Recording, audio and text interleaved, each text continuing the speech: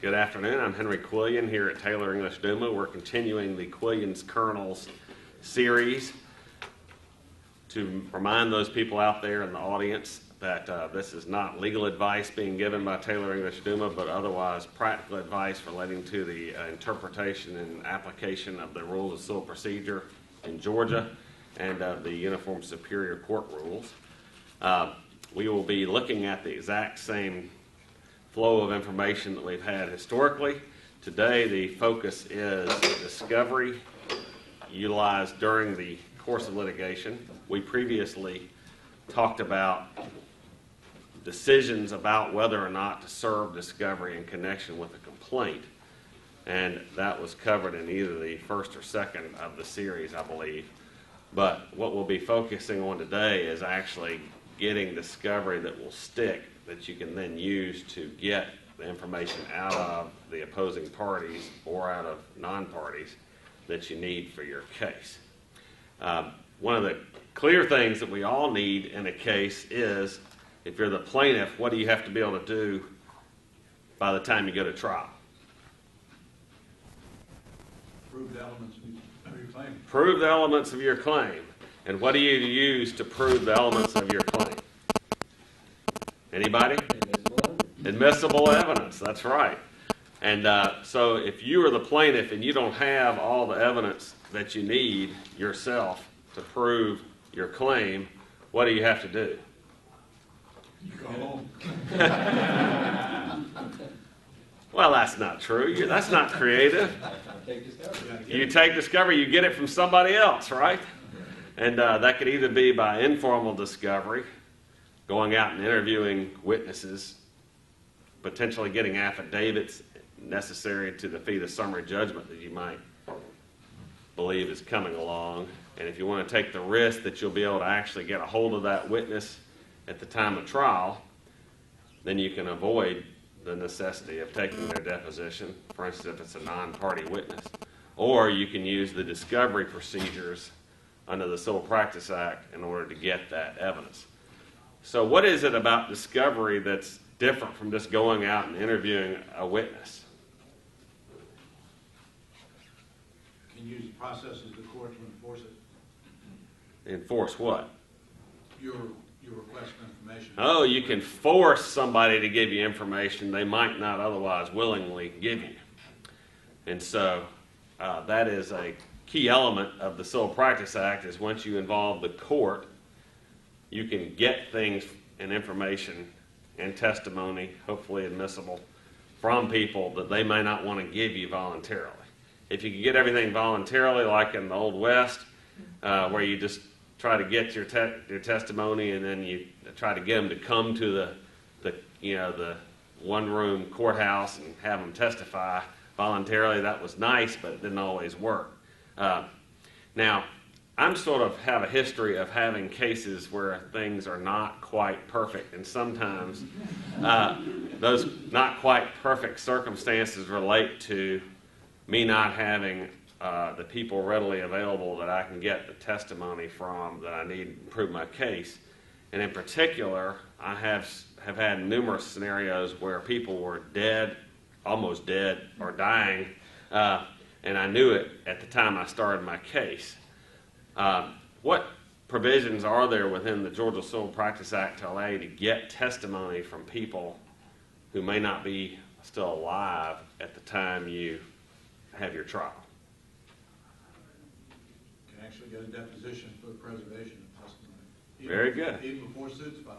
By the way, for you out there in the audience, the person with the great knowledge is Foy Devine over here, one of our senior litigators. Yes. What rule do you use to get preservation of evidence even before you file a lawsuit? When in doubt, you read the rules. 911-27 provides for the ability to get testimony from people.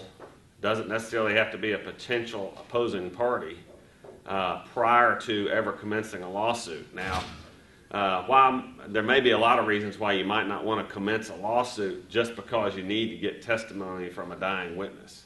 For instance, I had an example where the defendant in the case was a military person who was off on active duty, and there was a property line dispute over who owned this sliver of property that was in between my client's property and the other person's, the armed forces person's property. And there was testimony by an old man who had written the deeds for the property that were conflicting, that was needed. But you can't sue a sailor when they're off on active duty.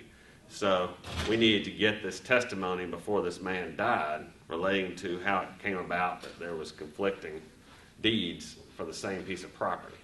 So how would we go about doing that? First of all, you look at what? The rules. 911-27 essentially says you can craft a verified petition that lays out who the potential defendants would be in a litigation, what the testimony is you need, what you expect to get as far as testimony from this person whose testimony you're trying to preserve, who you would need to serve with the petition, and then you give various notices, including service by normal service, such as you would serve a summons upon the people that would need to have notice of this deposition. Now, why couldn't you just get an affidavit from the dying person and expect to use it at trial down the road? There's no opportunity to cross-examine or have the other party question him. Right, the opposing parties would not have the opportunity to cross-examine, and so that could be a defect. What would an affidavit be if it was presented in a case after somebody had died? Hearsay. It'd be hearsay. So it might not be admissible at all, and what do you need to prove the elements of your case? Admissible evidence. Admissible evidence. So you would want to go ahead and get your testimony if you decided you could not go ahead and bring the lawsuit by using 911-27 and its procedures, and they're very detailed and they're set out step by step as to how you do that. And that's necessary if you want to prove your case. Now, that you might think about this the second a case comes in, because there's some people you can get evidence from that's a whole lot easier to get it from them than from anybody else, even though you conceivably could reconstruct the testimony using other people. An example would be if an accountant has done the work of a company for years and years and years and been the person to actually enter all the entries into the ledger, etc. And so they can say that, yes, on a real-time basis, I did this. I balanced the checkbook every month. It all balanced out. This money went to that person. This money went to that person. The reason why this money was used here was because that was salary. This is actually reimbursement of an expense. That person has a whole lot of personal knowledge that an expert who came in afterwards trying to use business records to establish the accounting of a company would not have. So I actually had that scenario where I needed to get the 10-year history of the accounting of a company, and it turns out the person who had done all that accounting was out of the country, had cancer, and was dying. And I was blessed to be able to get his deposition in his deathbed at his house while he was in hospice care, and confirm all these spreadsheets, etc., that he had prepared during the course of his business life, so that we could preserve that testimony for down the road. Now, practice point. If you go take the, testimony to preserve evidence, what kind of questions can you ask and which ones should you not ask? Well, you have to treat it, if you use this person to prove your case, You can't lead. you can't lead. You don't want to have objectionable questions that will cause the court to exclude the evidence you get when you're taking this preservation of evidence testimony. So keep that in mind. You have to think, this is not a discovery deposition. This is a preservation of evidence deposition. I have to ask questions that will yield testimony that will be allowed at trial, which can, of course, mean that if you have the opportunity to interview the witness beforehand and get a little yin and yang going with that witness, that's most helpful, so that when you go take your testimony, which is often by what means? What's a good means to take the testimony of a dying person who's going to be a witness? Video, because it makes it much more appealing to the ultimate jury in the case. Then you do what you can, if you're permitted to, go ahead and prepare with that witness so that the testimony comes out smoothly. Now, the person that would be contesting the testimony of the person, what can they do as far as asking questions in the deposition? And cross-examine. They can cross-examine using any means that you would normally have available to cross-examine. So that was one little set of issues I wanted to bring up.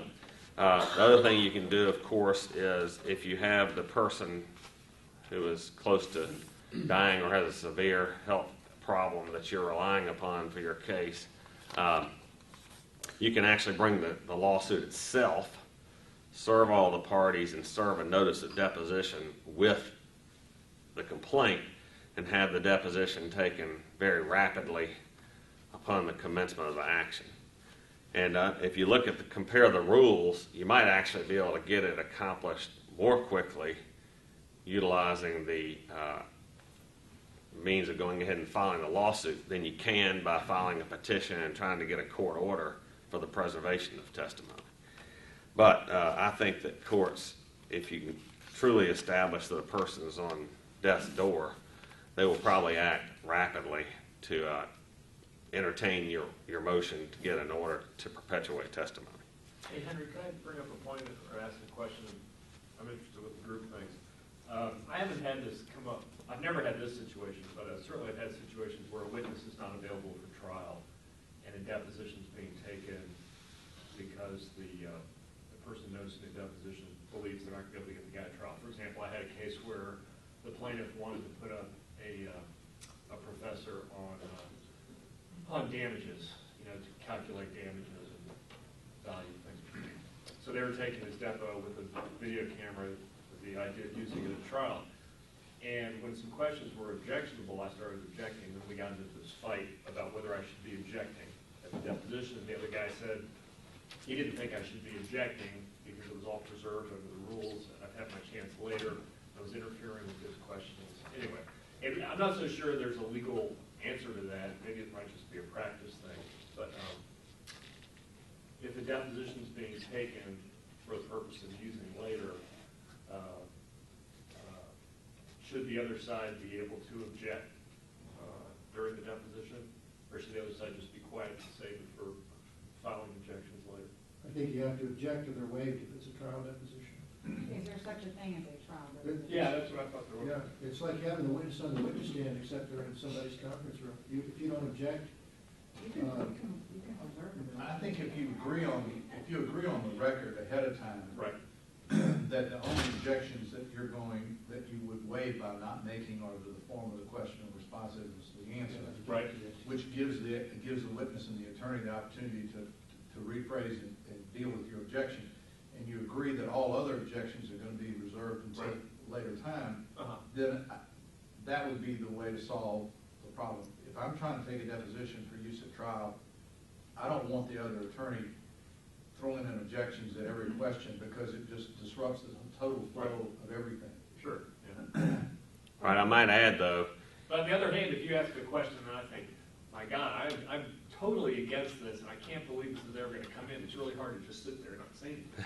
Well, I understand, but if you preserve your right on the record to make that objection before the judge, Right. if I'm on the other side of that, and every question I'm asking, I'm having to listen to an objection from the other side before the witness can even answer. Right. After a while, I'm going to suspend and call the judge and say, Judge, tell this guy that he can hold his objections until time of trial or time of the deposition is to be used. Let me at least make the damn record here, without a question. If it's not as to the form of the question, the response is the answer, and the lawyer who's taken the deposition will not allow you a continuing objection, then I think I'd be inclined to have to continue to object, because you've just given him or her an opportunity to avoid the disruption by stipulating that you have a continuing objection. Good point. And if the lawyer refused to do that and gets the judge on the phone, you can say, Judge, I didn't want to disrupt. He wouldn't give me a continuing objection. Right. And to me, that's a compromise, because I agree with you, Don. It's hard just to sit there, because if you don't have an objection on the record, I think you're running the risk that the court's just gonna say, let the thing roll, let the jury see it. So I'd be inclined to have something on the record where you object, but that would be the way I do it. What we are dealing with here is sometimes it's what lawyers' conventions have developed over time. The rules actually address what objections have to be made during a deposition, which ones are reserved for later, and the standard objection at the beginning of a the standard stipulation, which is, by the way, not in the rules, at the beginning of a deposition relates to an agreement that all objections will be reserved until the time of the use of the deposition, except for as to the form of the question and as to the responsiveness of the answer to the question. But that, in my view, is not an agreement that if you're the party that is defending the deposition that you will not make objections. Rather, it is you don't have to make objections. Right, yeah. But on the flip side, a court might, if you are overly obtrusive in the deposition taking by objecting to everything, including things that the rule says you don't have to make right now, the court may say, well, just let him take the deposition, but if it's a trial preservation deposition, it's going to be different from a discovery deposition. I think courts want people to be able to take discovery depositions with relatively little interference. A trial preservation deposition, the court may expect, as Mickey says, for something to be on the record. Otherwise, the court's going to be real hesitant to have the lawyer that's presenting the tape or the digital video to push stop and start to rule on every objection. And if it's a trial preservation deposition and you're taking it, in my view, you should never agree to the standard stipulation, because if there's an affirmative with your question that goes beyond the form of That's the right. question, you better know it during the time of the deposition, because otherwise you could get sandbagged at trial and not get the evidence in. That's right, so you can fix it. I call that stipulation, if you're taking the deposition, I call it a stipulation for the opposing lawyer to be lazy. Basically, they can just let it roll and then nail you after the person dies and prevent the testimony from being introduced into evidence. So if it's trial preservation deposition, be careful. You might want to find out right where you have the chance to ask the witness the question a different way. You know, because what happens is you ask the leading question, you find out what the answer is going to be, and then you ask the non-leading question, which is ultimately admissible. Isn't that the key? And you can do it better. You can do it better in a deposition than you can do it at trial, because the court will get on you if you do that at trial too much. So I didn't want to spend the whole time on depositions. In fact, we probably could have an entire additional class on deposition taking. But we do want to know the means by which we can get the evidence that we need to prove our case or to defend our case using the discovery procedures. So what other procedures are available for getting discovery? Document requests Request for production of documents under what rule? under 91134. As modified by 26. 91126, right. And so we got request for production of documents and what else in that same 91134? And things.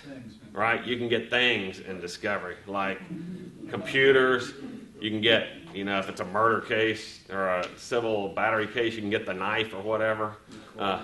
You can get recordings. You can get things off of people's BlackBerries.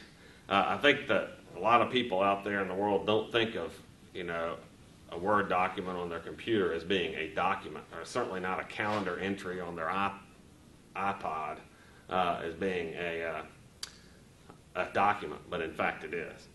So then you have what other rules that you can use? Yes? Subpoena You can use subpoenas to do what?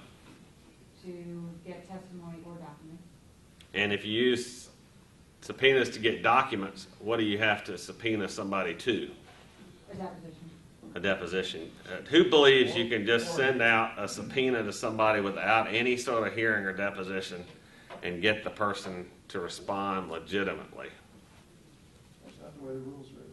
The rule is not written that way. You have to have a deposition the person's coming to in order for the subpoena to be a properly lodged subpoena. Part of the reason for that is you've got to authenticate those documents if you ever want to get them in evidence.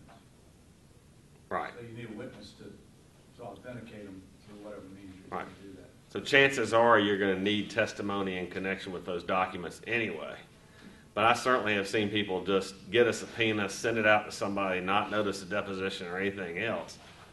And of course, they can sometimes get an unrepresented witness to turn over all their documents, but then the other side may not even know that the subpoena was sent out, which of course is improper. Well, that was one question I had. Do you have to let all the other parties know that you're sending a subpoena? Yes, because it has to be a subpoena to a deposition. And if it's a subpoena to a deposition, if you read the rules, 91130 says you have to attach the subpoena to the notice of deposition, which is served on the other parties, or at least enclosed in the envelope with the notice of deposition. The question is when you have to serve the notice. And I'm a little vague on this. The federal rules actually require a time period. And I think you have to do it either at the time or in some instances before. The reasonable time to object. The reasonable time to object. I honestly can't remember in state court whether there's a prescribed time limit when you have to serve the other side with your subpoena. Well, you definitely have to serve it at the time you serve the notice of deposition, and they also have only a limit. If it's a subpoena for production of documents from a non-party, then the other side will have the right to object to that subpoena, and there's only a 10-day time period for that initial objection. So I would say you have to serve the subpoena to the other party at least as soon as the witness has been served with the subpoena. Well, that's the key. If you can Yeah. wait until the witness has been served and then you serve the other side, it certainly cuts down their opportunity to object. Right. Now, I'm not aware, is anybody aware of anything that requires you to serve the opposing side with a subpoena to a non-party before the witness is served on, In state court, in federal court you do. right, in state court, yeah. Is anybody aware of any rule that requires that? Okay, so you can subpoena documents to a deposition. Now, what if you subpoena a witness, if you subpoena a party witness to a deposition utilizing a subpoena? Gotta give them 30 days. You have to give them 30 days because the rules say that under that scenario, the subpoena is to be treated as a request for production of documents under 91134. And similarly, under the evidence rules 91126, if you serve a notice to produce on a party witness, that 91126 notice to produce is treated like a 91134 request for production of documents. I think you have to give 30 days for the other side to respond. I see some people raising eyebrows. I think you're citing the code section wrong. Yeah, it's not. It's 24 something, isn't it? You said 911. Oh yeah, you're right. 241026. Is that right? Yes. Sorry about that. But if we didn't have wise people in the audience, I would be in a bad way. Can I ask you, were you going to get, what's the interaction between a subpoena to a non-party for a deposition of production documents and a Rule 34 request to a non-party? I understand the latter would be without a deposition, and I understand you got the authentication issue. But that is available under the Civil Practice Act. You can just send out a request to a non-party. That's right. Let's distinguish this for a second. Those of you who have studied only federal civil procedure will know there is no non-party request under Rule 34 in order to get documents. But under the Georgia Civil Practice Act, there is a non-party request. That's 91134C, I believe. And the difference is, one is the opposing party, the witness, non-party person will have 30 days to respond, and they don't have to come to a deposition. So that is a means to get documents from a non-party, and of course that 911-34 non-party request will be served on all the parties to the litigation, so they can object to that non-party request. And how long do they have to respond, to object to the non-party request? How long do the parties, or opposing parties, have to respond to the non-party request that is sent out to a non-party? It's 30 days, isn't it? Under Rule 34, you're talking? Under Rule 34. I don't know if a party, I think they'd have to file a motion with protective order. Anybody can chime in on this. When in doubt, Look at the rule. Read the rules. read the rules Does it allow any party to object to a Rule 34 request to another party? to a non-party, non-party. non-party witness.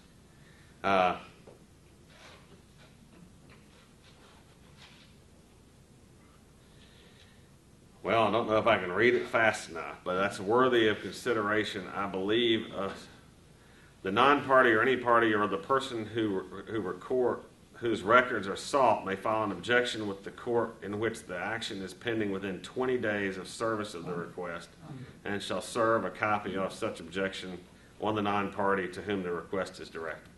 So, there's 20 days to do the objection if you're a party and you object to a non-party responding to the non-party request. What's the effect of the objection? Does it stop the recipient from having to produce? I believe it does stop the recipient from having to produce because I believe that yields the necessity of the party who is seeking the documents filing a motion to compel. Well, what if I'm the recipient and I have no objection and I want to send the documents and another party files an objection within 20 days? Can I still send the documents if I have no objection? I think a non-party can give documents to a party at any time. Now, if they give documents that are subject to some sort of protection relating to the opposing party, like if a doctor just over objection just gave all the medical records of the plaintiff to the defense counsel, I think they would be subjecting themselves to regulatory, civil, or criminal liability or damages, notwithstanding the documents produced. I think there's a provision in 911-34C3 that relates to that. So it depends on what kind of documents it is and whether they have some sort of protection associated with the party that is objecting that might cause the party that produces the documents to be liable. For instance, if you send a non-party request to the defendant's, if you're the plaintiff, you send it to the defendant's bank, and the defendant objects to the bank producing those documents, I think the bank might suffer penalties for producing documents relating to their client that have been objected to. So we've got production of documents. What other means of discovery do we have? Chloe? Sorry, can I go back to the subpoena issue? Since you talked about the need to do a notice of depot, what I've done in the past is I've said, you're required to appear at deposition on such and such date, and I send it to the records custodian. But I say, in lieu of attending a deposition, if you send a certified copy of the records by such and such date and attach the records custodian's certificate of authenticity, you don't have to come to the depot. Is that appropriate? That's appropriate. Just make sure you tell the opposing parties you cancel the deposition. Right. And they're also probably going to have the right to get the documents that Right. were And that produced to will you. not get the documents in evidence. At trial, you're still going to need testimony beyond just the Well, evidence. yeah, to get over hearsay. Right. But they'll get over the authenticity. Well, unless the other side objects. The authenticity is itself hearsay. I mean, and also, the form I use typically says that they constitute business records as well. Okay. And so, Yeah. well, I don't know under the new rules of evidence whether you're going to be able to get past that, but it used to be you still had to drag the custodian in to testify unless the other party stipulated a trial. And judges don't like I understand. parties doing that. But you keep reading these court of appeals decisions where they Right. uphold Yeah. the inadmissibility of documents because they didn't have the custodian there. Yeah. And so basically what that'll help you do is if you get the documents and you know what they say, and you have an affidavit from the custodian saying these are, then at least you know theoretically what the person's going to testify if you subpoena them to trial to authenticate the document. You could also send a request to admit, asking the other party to admit that they're authentic for the purposes of. Right, and get your attorney's fees when you have to go through the jail trial, right? Right, so we've switched over to request for admissions, but that's a perfect example. So just to clarify, what you do is if you get the records from a third party, non-party, somebody who's not a party to litigation, and you don't want to have to go take the deposition of the person who's produced these records, then you can attach those to requests for admissions that you serve on the party to the litigation, seeking to get them to admit their authentic records may be used for purposes of evidence at trial, because it may just be maybe some document like, let's say, a building permit from the county in which a building was constructed. It's not a very controversial document. Why spend all the money to go take the deposition of the building inspector? So we've talked about, now we get to request for admissions. Anybody ever use request for admissions for any good purpose? Yeah. And what is one of the keys to sending requests for admissions that are actually going to be usable to prove your case or to defend your case? Keep them simple. You keep them simple. We can use the KISS method on this. Keep it simple, stupid. Simple implies what attributes? Short. Short and One all. fact for, Yeah. Yeah, one fact per request. One fact per request. Using what kind of words? Non-argumentative. Non-argumentative words which are fairly subjective or objective? Objective. So that in plain language that most people can understand, right? No 50 cents. And so, how about if you're serving requests for admissions, do you want to have all sorts of definitions at the beginning of your request for admissions that say things like, Quillian shall mean, Quillian, his heirs, executors, assigns, etc. No, Why's that? because it's too wordy. You're not keeping it simple then. Yeah, it's causing mass confusion. Who is Quillian? You know, if you say Quillian ran the red light, did Quillian's heirs run the red light? Did Quillian's executors run the red light? How about his assigns? You want Quillian to mean Henry M. Quillian III, born in Atlanta, Georgia on this date, or whatever, if you're going to use definitions at all. Some people would say you don't want to use definitions because then when you go back and try to present the request for admission responses, you would have to go back and read what the definition was rather than just reading the actual request itself. Henry, what do you do when you get 300 requests to admit that read like a deposition? Well, if you are a party, then you're going to have to do something. Do we agree with that? If you get 300 requests for admissions that read like a deposition, what are you going to have to do at a minimum? You got to object to it, that be deemed to be admitted. And you gotta object. Now, if you just object to 300 requests for admissions, are you taking any sort of risk? Yeah. Why? You have to object to each one, but you have to answer the ones too that would properly be asserted under Rule 36. I've had that happen, and I've answered 50 of them, and I've objected to the other 250. And the rule used to be that Rule 36 was not really a discovery device. That they were supposed to be admissions about things that weren't really at the center of the controversy.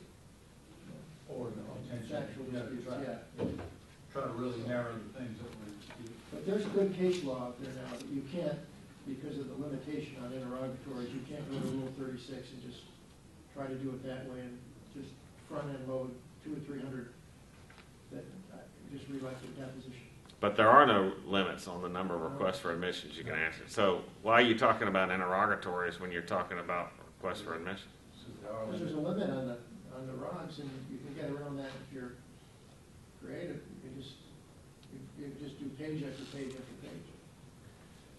So, There's case law saying that's not permissible? Yeah. Right. I've got So do a you- good case law. And also supporting sanctions for the improper use of requests to try to get around limitations under I'll Rfas. send you, I have some, a good file on that. is this in Georgia?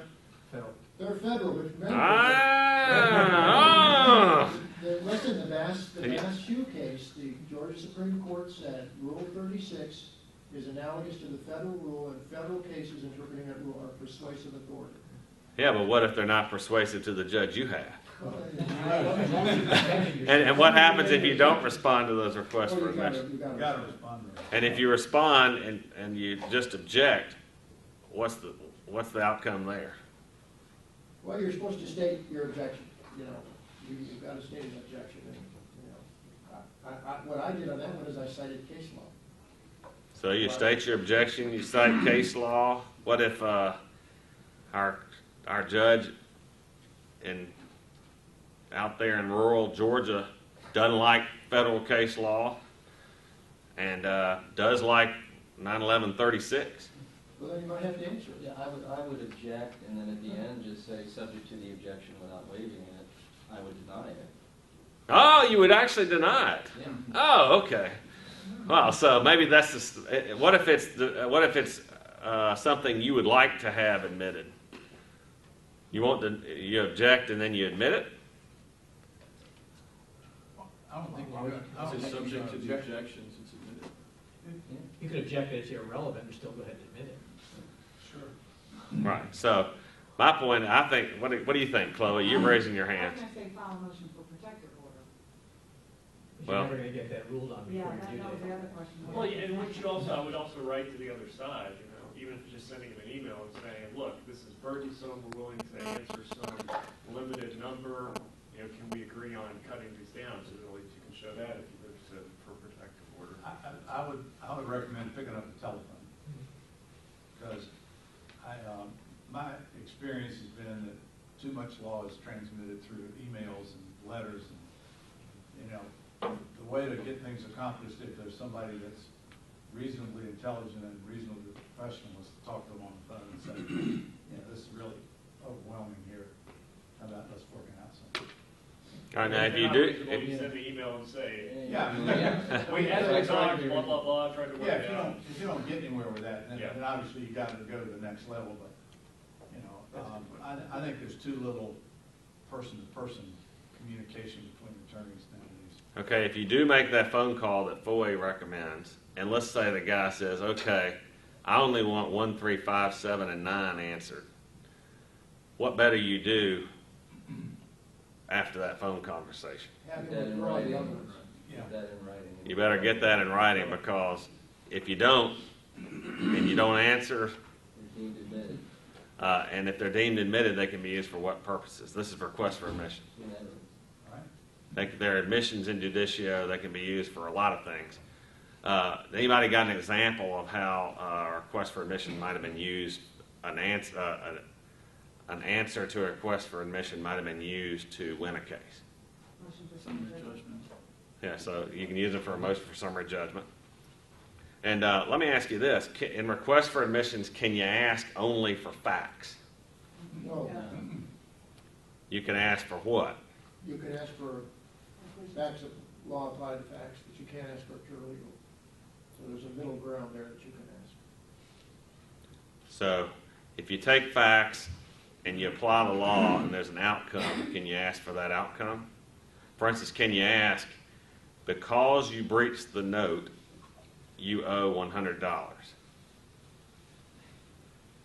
to a defendant? Because you breached the note, as opposed to if you breached the note. Right.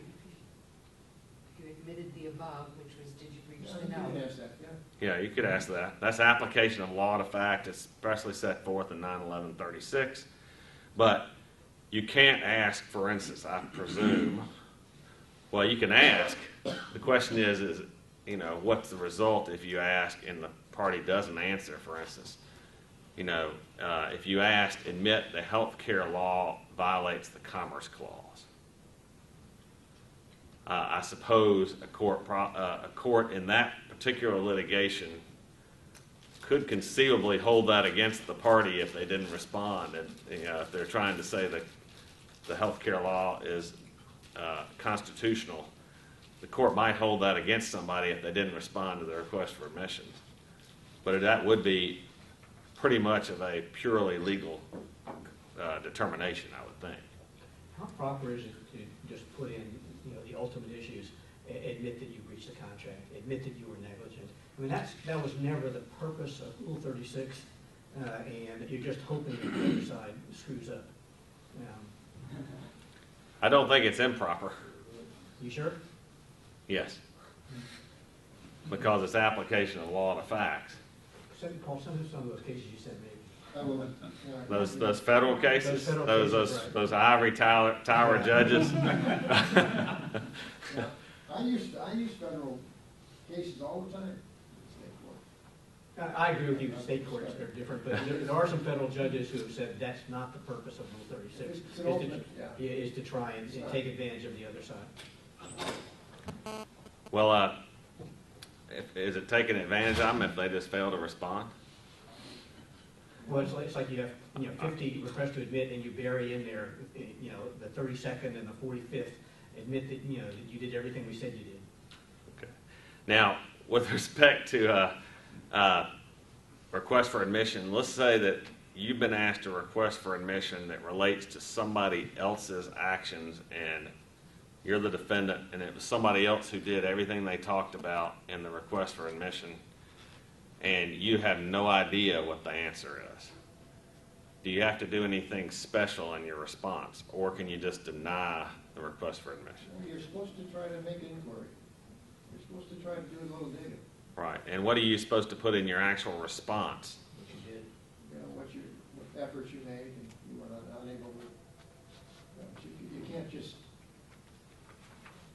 plead unadorned ignorance. Detail of names. Yeah, that's it. Okay, so you actually need to put in I there. ain't moving. I'm gonna get out of this chair and find out.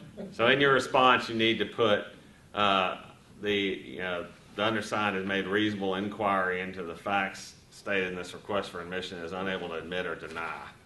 So you can get asked in discovery what efforts you made. So you better- Now, can you just put in there, defendant is without sufficient information to respond to this request for admission?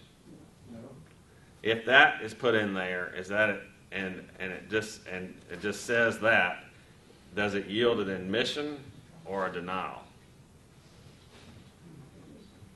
I think the failure to answer results in admission. I think it would result in an admission under Rule 91136. Can you say, So- on that basis, it's denied? Yeah, if you said and on that basis it's denied, then that would then the question would be have you adequately complied with 91136, because 91136 says you're supposed to make a reasonable inquiry and you haven't stated you did. So But you get one bite at the apple before they file the motion. They would have to confer, and they would ask you, what did you do? And you'd be aware that you got to add some more language. okay, so you theoretically could solve the problem because of the good faith conferring requirement prior to the other side bringing a motion to do what to the request for admissions? For some kind of sanctions. Well, there's a motion to contest the adequacy of the responses to the request for admissions. Is I it think under is what Rule it's called. 36? Under 37. 37, okay. Then you have to- Yes, Natalie? Quillian mentioned this before. If, this is hypothetically speaking, if you have a bunch of bank records that you're trying to get the other side to authenticate, and let's say you get a certified copy of all these bank records or an affidavit connected to them, and then you do a request for admission, what's to prevent the other side from saying after reasonable inquiry, I cannot, admit or deny whether or not, this is true? So how Well- can you get the other side to authenticate it without a deposition in that scenario? Well, one thing, that the other side had nothing to do with those bank records. They could certainly say, upon reasonable inquiry, I don't know whether these are authentic bank records. If there's a huge number of them, it's possible that the other side may say, there's so many, I have no idea whether these are authentic or not, and I can't remember them, it's too long ago. Yeah. Or, but basically they have to look at the records and determine whether they're authentic or not to the best of their knowledge. If they know they are, then they're supposed to admit. Don't you agree? Yeah. But if they are just, if it was from 10 years ago, they're probably going to say, I don't remember whether that was the bank statement that was issued from that bank on that date, unless they actually remember Well, it. a lot of those documents are pretty close to self-authenticating. You gotta be real careful about saying it. I think these are forgeries. I mean, that's what you're saying. You're saying they're not authentic documents. Well, if they're produced by the bank and the bank certifies that they're Yeah, authentic, I think so. you better have some good Not reason yet. to question the bank certificate. Yes, because otherwise you're running around the opposing side and causing them a lot of expenses, and then you might end up paying sanctions under what rule? 37. 9/11, 36 and 37, right? I think the provision about attorney's fees is under 37. It's just, okay, so failing to respond is under 36, and then the sanctions is under I 37. believe so. So if you move to have requests deemed admitted under 36, you don't have to confer. do you? Prior to asking, But say the other side doesn't doesn't answer within 30 days. You move to have them deemed admitted. I don't think you have to confer. correct, if they fail to respond to the request for admissions, Mhm. you don't have to do anything with respect to conferring with the other side prior to taking advantage of those admissions. A classic example would be show up at trial, slap those requests for admissions on the table and say, we served these and they didn't respond. Everything's deemed admitted, we win. Thank you very much. Is that Yeah, I what don't you think you have to move to have them deemed admitted. I think you use them now. Obviously, it's going to be up to the judge at that point to decide whether or not they're deemed admitted. Now, Whereas if if they you haven't move- filed it, withdraw it. if you move to have them deemed admitted, They're then going to move to withdraw. All right, let's go into one more step. Might as well. Yes, quick question. Yes. Can you serve the RFAs after discovery has expired, if you're just seeking to authenticate documents that have been produced in discovery? All right, first of all, an RFA, I presume, is a request for admission. right? Okay, and do you have to use the compulsory processes of the court in order to force a response to a request for admission? Not really. So does the discovery period apply at all to request for admission? Federal rule, it does now. The federal rules, the judges are saying you have to honor, you can't serve them afterwards. Even though it's not technically discovery, it's within those rules, and they're saying that you have to serve 30 days before the expiration. Okay. So that's the court, federal interpretation. And I have certainly seen people attempt to refuse to respond to requests for admissions in state court. But if they don't respond, I mean, on the basis that the discovery period is expired, but if they don't respond, it's certainly at their own risk. And if particularly all it is admit that this document is a true and correct copy of this letter and a true and correct copy of this letter, and the whole idea is to limit the time of the trial and everything, the court might not be too anxious to let the person off the hook for not responding. Okay, so we were talking about briefly withdrawal of admissions. If you had the situation where the other side comes in and says, I served these, you're at trial, the other side says, I served these requests for admissions, and you didn't respond, what should you do if you don't agree with the things they've asked you to admit? And the time's already passed? Time has already passed, you're at trial, Mhm. they're using it to prove their case against you. You got to move to withdraw. You have to move to withdraw, okay? Well, what, you haven't filed it? No. You Well, might have to do it you might have to do it at the trial. yeah, you might have to do it at the trial in that instance. You have to do it in the trial. You're moving to have the other side withdraw the request? No, you have to have withdrawn. You move to- You're moving to have the admissions You're having withdrawn. The admissions Withdraw your withdrawn. admissions. All right. Okay, the admissions that are deemed admitted because you That's didn't right. respond. Default admission. Okay. All right, and then what would you do if you are at the very beginning of a case and you found these requests for admissions sitting on your desk and it's 60 days after they were served on you? What would you do there? If I have a motion to withdraw, I would probably also submit with that motion answers to them. the ones that, admitted when I didn't do it all at one time. It's no different than if you realize that you admitted something you shouldn't have admitted. Okay, now, if you serve this motion to withdraw the admissions, let's say it's the pre-trial scenario, would you just say, gee, Judge, I didn't know these came in, they were sitting on my desk, I found them 60 days after they were served, please withdraw the admissions? Would that be an adequate motion to withdraw admissions? Instincts say no. You gotta show a good cause, don't you? You have to show a number of different things in order to withdraw admissions that have come about by reason of your failure to respond to requests for admissions. There are several Supreme Court cases and now quite a number of Court of Appeals cases on this. And it's actually set out in 91136. What do you have to submit with your motion to withdraw the admissions that came about either by accidentally admitting something that you didn't mean to admit expressly in your responses, or that came about by not responding to requests for admissions? Anybody got any comment on that?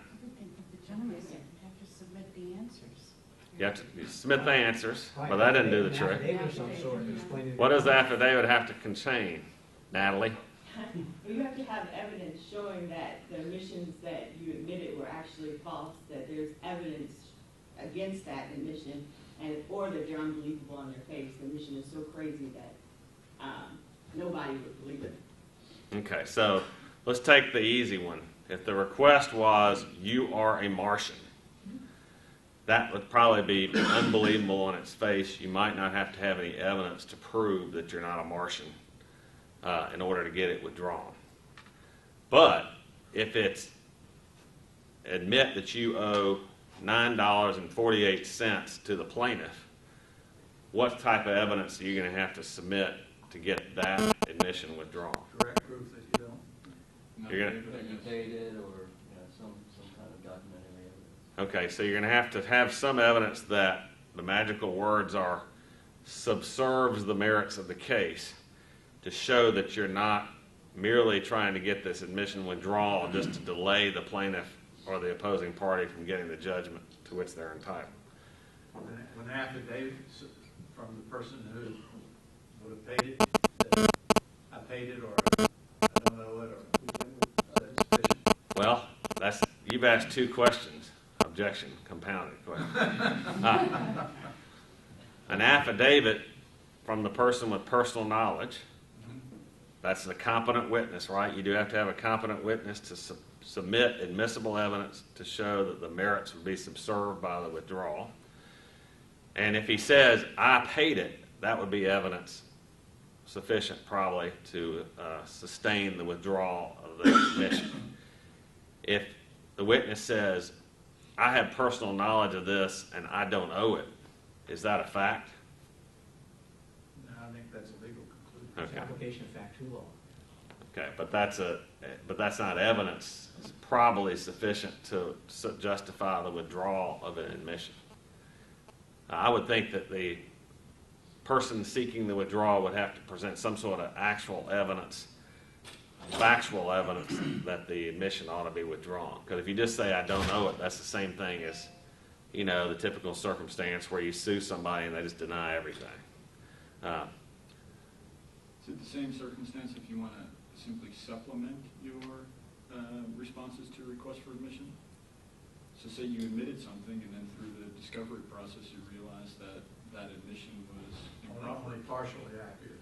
Huh? Okay, if you admit anything in a request for admission, you have to move to withdraw that part that you no longer agree with.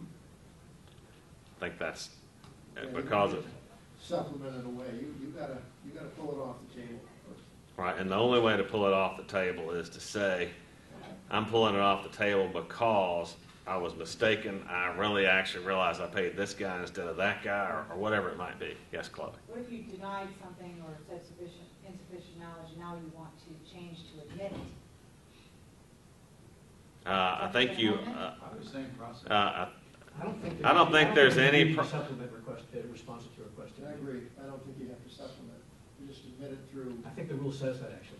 Actually, so we've got two debates going here. There's one, if you want to change it, I think you can change it from a denial to an admission at any time. Agreed? Right. But the other question is, which is actually one of my topics, do you have to supplement responses to requests for admission under the rules? I'll say no. I don't think you have to. I don't either. However, you might want to, because you might look stupid at trial if your witness is cross-examined and the opposing lawyer says, well, we asked you to admit this, and now you denied it, and now you're admitting it. It makes your witness look bad. And the other thing is the other side may say, and now you're admitting it, and now I want my attorney's fees because I had to ask you that question at trial. Good luck. If you're under no duty, you'll pound sand. But it shouldn't have been denied in the first Well, place. no, that's not the issue. Yeah, I'm assuming that the original denial was proper. Well, it depends on, I suppose it depends on whether it relates to historical facts or facts that are unfolding. Yeah, I suppose if the question is if you said I made a reasonable inquiry and I couldn't find it out, and in fact you learned in a deposition later on in the case that it was in fact a true circumstance, or at least you believed it was, then I don't think there would be any sanctions there. Isn't there something though is it at 26 about a duty to seasonably supplement or to correct? Absolutely, with respect to interrogatories and with respect to production of documents that you had at the time that you were asked. Is that duty in Rule 26 or is it in Rule 34 and 33? I think it's Rule 26. I don't think it reaches it. I don't know. So, question, so say you were the one propounding the request to admit, and it was denied, reasonably denied in the onset, and then the scenario you said, like, and during a deposition, it comes out that it should have been admitted, and you just said that you don't have a duty to change your denial to admission. If you were the one who propounded them, would you want to send out a new set then? I would, potentially. Mm-hmm. I mean, if you want to, one of the things for request for admissions is narrow and narrow and narrow the issues that you're actually going to have to prove at trial, or that you're worried about having to prove. So if you can get all the parties now to admit that this actually happened, then you can submit your request for admission, their responses to prove your case, or you can maybe knock off 5 witnesses off the witness list if it took 5 witnesses to prove that fact. Save your client money, not have to have as many people at trial, not have to deal with all those witnesses that you're trying to bring in, and whatever crazy testimony they might give that's not associated with that fact.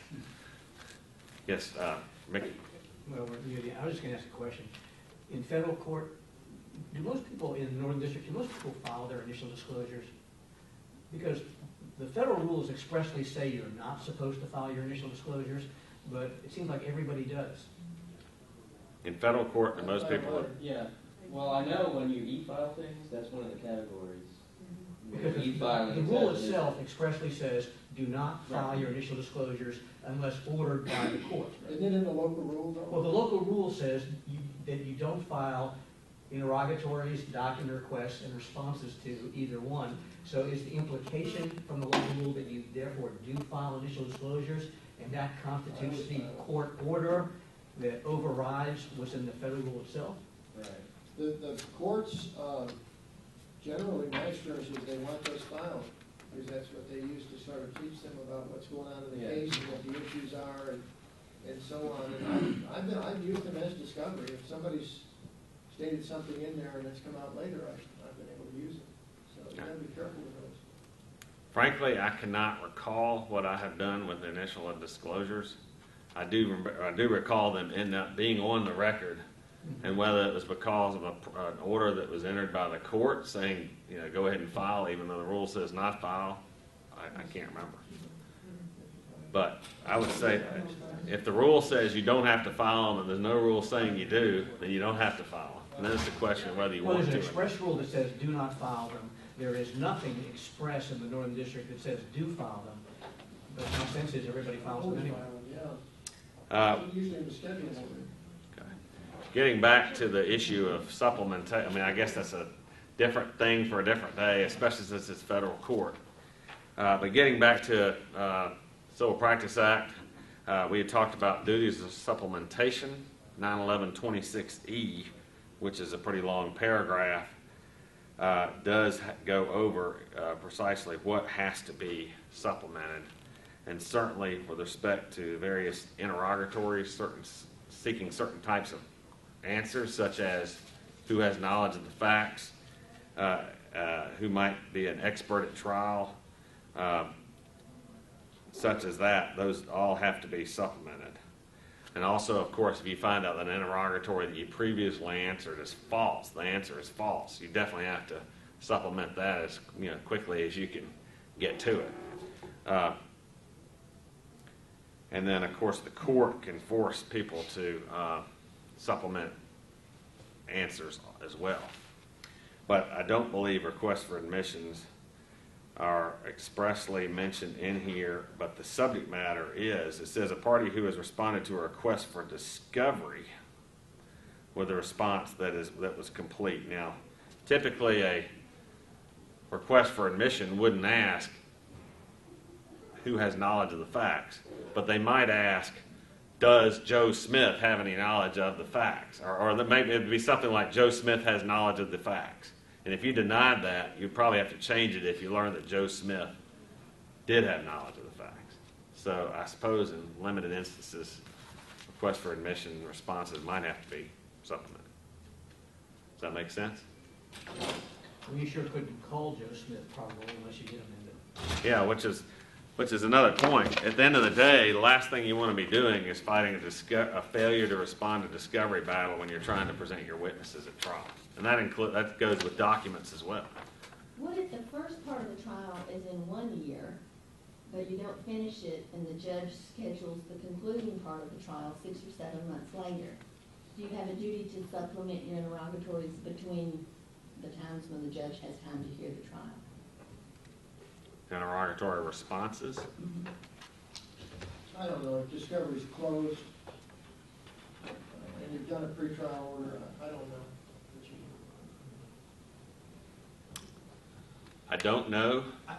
If you want to present these witnesses and they're people you found that have actual knowledge, you might want to not take the risk of springing somebody at trial and then having the judge say, well, I'm not going to allow that person to testify. Okay, we are at 1 hour. I think next time we will pick up more on crafting discovery, on proper objections to discovery, other means of discovery, such as depositions upon written questions, and any other miscellaneous things that come up as they did today. Thank you for your participation. Look forward to next Quillian Colonel. Thank you.